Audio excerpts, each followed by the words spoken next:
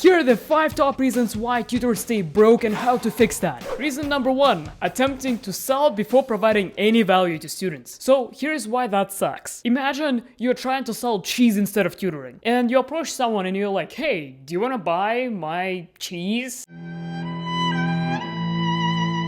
How likely is that someone is actually going to buy that, right? But if you were to turn this around a little bit and you're like, hey, do you want to try my cheese for free of charge? And then if they like it, you're like, actually I have more if you want to take some home. This is such a better approach because there are so many tutors in the market who are selling exactly the same thing that you are selling. And the way to stand out is by allowing students to try your tutoring style to see if they like you as a person. When you sell the same thing as everybody else does, if someone drops their price from $10 to $9, people want to buy the cheaper cheese, especially if it looks exactly the same, smells exactly the same, and everything about it is the same, right? And that's why there's often this race to the bottom where tutors keep being stuck at like $20 an hour because they offer the same thing that everybody else does. And so when everybody else drops their prices, well, students go to those people who offer the same thing for cheaper. So how do you get out of this race to the bottom?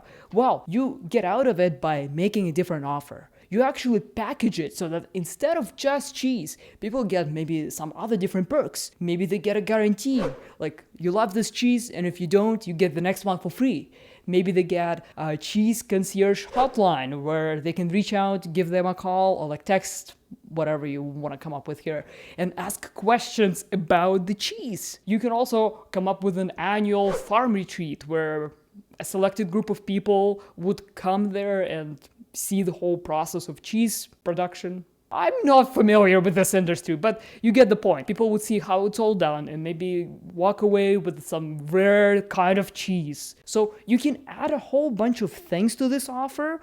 You can also add like a special community access where people can keep talking about their love for cheese. You can offer a special box where there will be different kinds of cheeses and different kinds of things that go well with that cheese. And you can package it and come up with some fancy name for that. So all of a sudden, when you do that, you no longer have just cheese, you have an offer.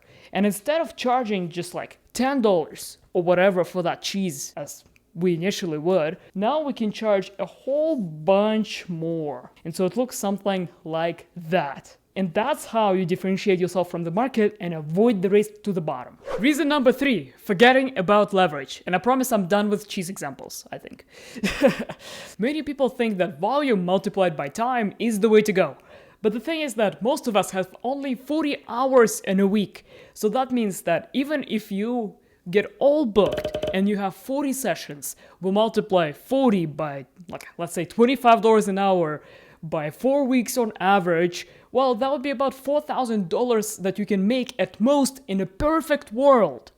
While if you focus on volume multiplied by leverage, you can actually make way more than that. So there are like 2 different paths you could take. Path number 1 is basically just hiring other people to do that tutoring for you and getting some sort of commission from that. That's like one path. I've never done that myself, but I know some people do that. The second path that I've personally done is switching to group tutoring, because this way, instead of being limited by the 40 sessions per week, you can have any number of students that you want, and the number of students determines your income, not the number of sessions. So you can have, let's say, for the month, students pay you, for example, $100, just a random number, and you sign up 90 students, or you can sign up 200 students, or more than that. And all of a sudden, the numbers become way more than 4,000 that we had earlier in the example. So that's how you start utilizing leverage. So you work smarter, not necessarily harder. If you're thinking of starting your own group tutoring courses, I actually created a special group tutoring roadmap with all of the stuff that I wish I knew when I first started. I cover steps to promoting yourself, creating your offer, and ensuring that your students are satisfied. You can get it for free of charge if you just follow the link in the description below. Reason number 4, selling to students who don't have urgency. And so here's how I learned this one. I started by teaching English as a second language, and I had a friend who also tutored the same subject. Yet, for me, I felt like students were all just coming my way. It was relatively easy to sign people up. But my friend, who was literally doing the same stuff that I was doing, struggled.